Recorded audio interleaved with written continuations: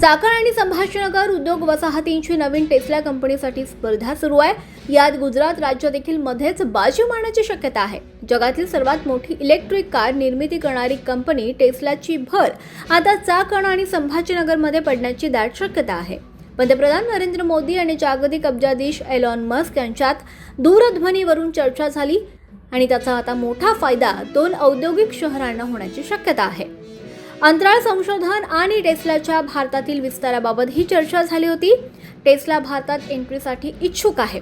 भारतात इलेक्ट्रिक वाहन बाजाराला मोठी मागणी आहे, त्यामुळे टेस्लाला भारतीय बाजारपेठेत एंट्री करायची आहे। कंपनीला अनेक सवलती आणि आयात शुल्कात सवलत हवी आहे। त्यासाठीच्या योजनेअंतर्गत कंपनी केंद्र सरकारकडे आता अर्ज दाखल करणार आहे।